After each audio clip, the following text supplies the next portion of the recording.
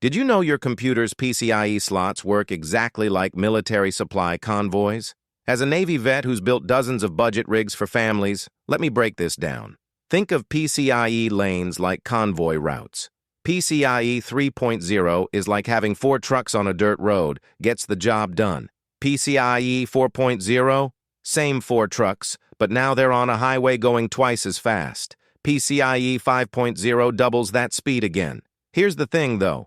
For gaming, your graphics card rarely uses all that bandwidth. I tested a GTX 1660 on PCIe 3 versus 4 and saw zero difference in Fortnite or Minecraft. Your kid won't notice. Where PCIe 4 matters, moving massive video files or running multiple high-end graphics cards.